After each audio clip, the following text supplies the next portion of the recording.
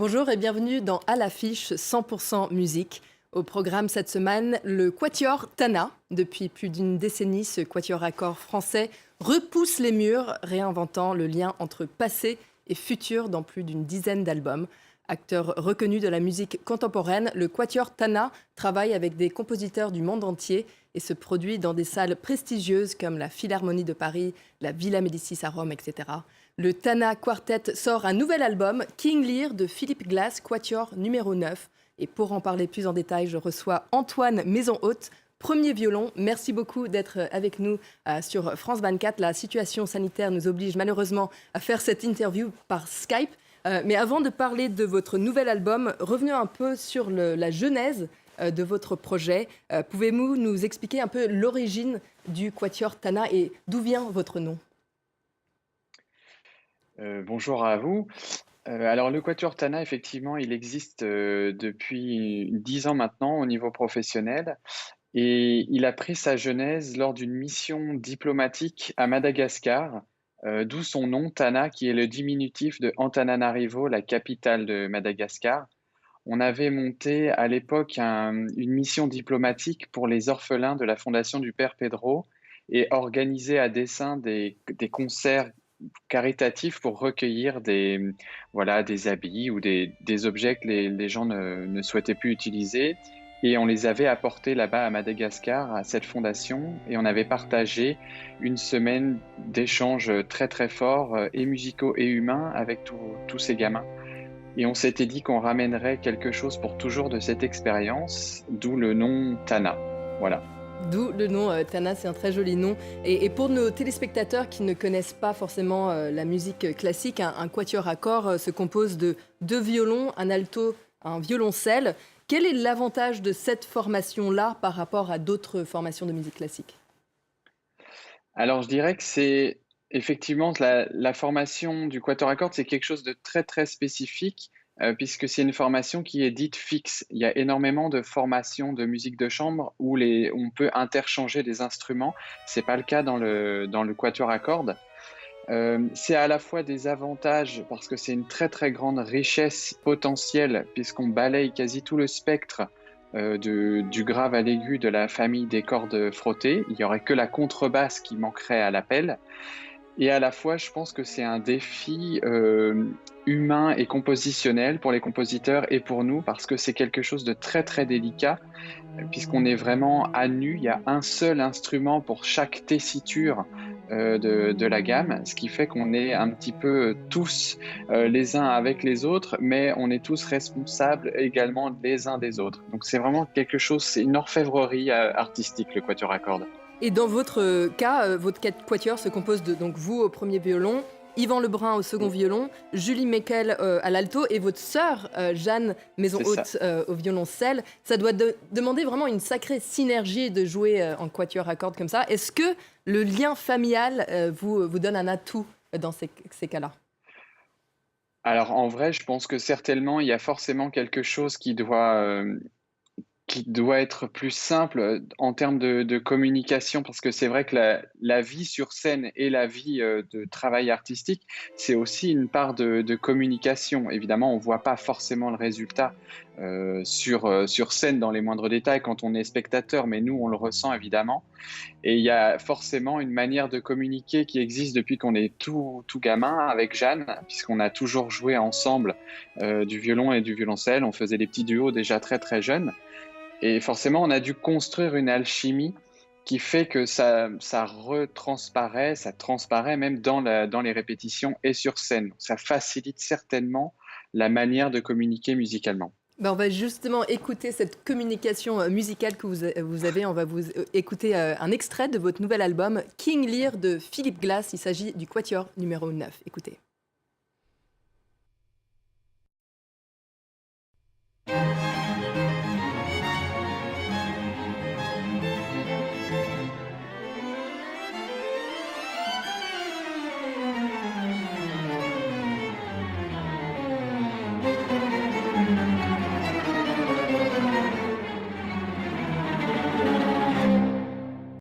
Donc c'était un extrait du nouvel album du Tana Quartet.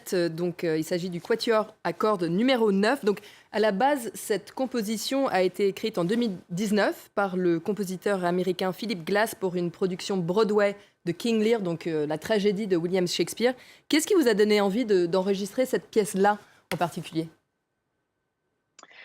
Alors, en fait, en réalité, nous, on travaille la musique de Philip Glass depuis très longtemps, parce qu'on avait déjà enregistré les quatuors à cordes précédents, et on les défend sur scène sans arrêt, j'allais dire.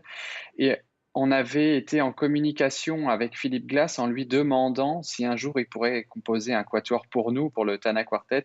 Et il a répondu par la positive en 2019 qu'il allait faire un arrangement spécifique pour quatuor à cordes de sa musique de Broadway, de la pièce qui avait été jouée à Broadway. Donc en fait, nous, quelque part, on était initiateurs avec lui de l'envie, mais après, on laisse le compositeur toujours choisir l'univers musical qu'il a envie de développer sur la partition. Et donc, pour ceux qui ne le connaissent pas, Philip Glass, c'est vraiment l'un des compositeurs contemporains les plus influents dans son domaine. Qu'est-ce qui vous touche dans son univers musical? Alors, comme vous l'avez dit, Philip Glass, je pense que c'est, moi je l'appelle un petit peu le papy du rock, de la musique contemporaine américaine. Ils sont trois, hein. Il y a aussi Steve Reich et Terry Riley pour ceux qui ont envie de découvrir cette musique-là. Moi, ce qui me touche chez Philip Glass, c'est que à l'heure actuelle, c'est une icône. Voilà, on dirait presque une icône intouchable, mais en réalité, il est exactement à l'opposé de cette image-là. C'est vraiment quelqu'un d'une humilité et d'une simplicité extrême, qui a eu un parcours de vie exceptionnel entre ses études à Paris, le fait d'avoir fondé une entreprise de déménagement à New York et d'avoir été taxi à New York pour vivre et nourrir sa famille avant de connaître le succès. Et il a gardé ça, et surtout il a gardé la notion de performance scénique, parce que à la base il est pianiste, et c'est quelqu'un qui continue toujours à défendre sa propre musique sur scène. Et moi, c'est ça que j'aime beaucoup dans sa musique et dans ce personnage, c'est que c'est quelqu'un de très très vrai et hyper accessible. Ben, on va rester justement avec l'actualité musicale classique, avec la Philharmonie de Paris qui tient sa biennale des quatuors à cordes actuellement et jusqu'au 23 janvier.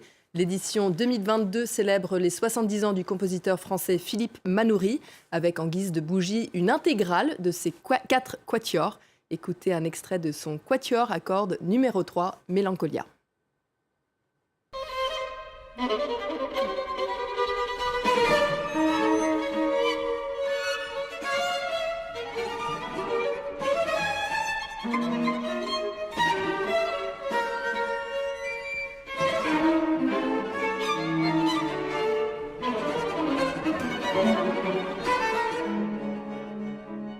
Donc la Philharmonie de Paris qui tient sa biennale des quatuors à cordes actuellement.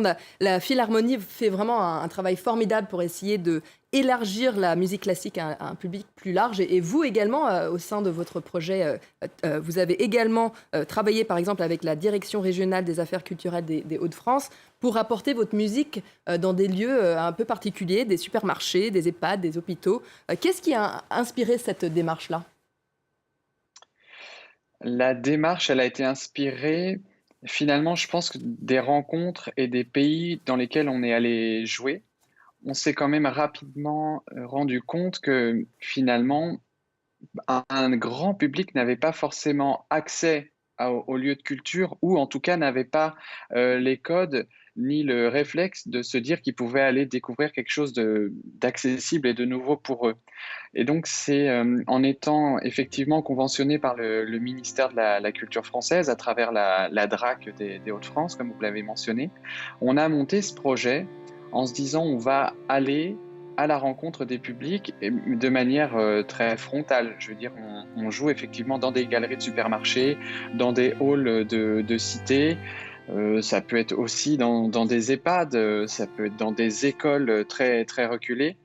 L'idée, c'est d'apporter exactement les mêmes programmes que ceux qu'on joue à la Philharmonie de Paris ou dans les grandes salles du monde, de les apporter à ces publics-là et de ne pas tiédir avec des programmes plus simples en imaginant que ce public-là ne serait pas capable de recevoir cette musique. Donc au contraire, nous, on fait du didactique, on présente les morceaux d'une autre manière évidemment, on les explique rapidement. mais on présente nos projets et notre musique contemporaine. C'est un super projet de démocratisation musicale. On va parler un peu d'autres actualités musicales, des sorties notamment. La superstar de pop canadienne The Weeknd vient de sortir son 5e album, Dawn FM, annoncé par surprise. L'album contient 16 chansons avec des fortes références à Michael Jackson et Daft Punk et des invités de marque tels que Quincy Jones, Tyler, the Creator et son compatriote, l'acteur Jim Carrey. Pop, dansant et rassurant, Dawn FM est bien dans la lignée de son précédent album After Hours, sorti en mars 2020 en plein premier confinement.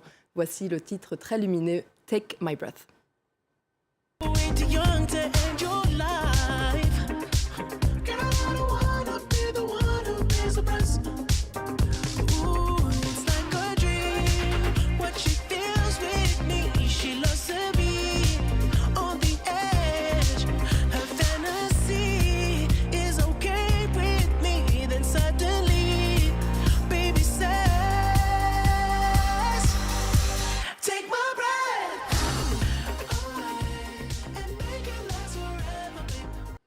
On va vous laisser avec un titre de Band of Horses, enfin de retour dans l'arène après plus de 5 ans de silence discographique. Le groupe américain sort Things Are Great, un 6e opus annoncé comme un retour aux sources et leur son brut. Mais avant de vous quitter, je voudrais remercier mon invité Antoine Maison-Haute du Tana Quartet. Merci beaucoup d'avoir été avec nous aujourd'hui. Je vous invite à écouter leur nouvel album, King Lear de Philip Glass, Quatuor numéro 9. Dans un instant, l'actualité sur France 24, mais tout de suite le titre Crutch de Band of Horses.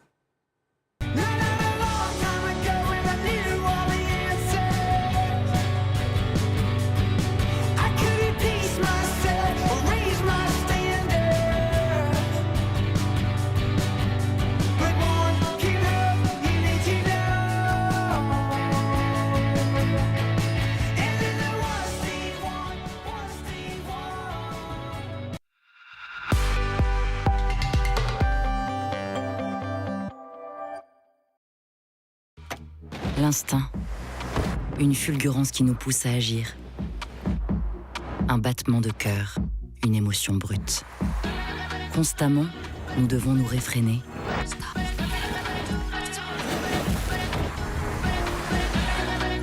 Mais rien ne nous amène plus loin que notre voix intérieure.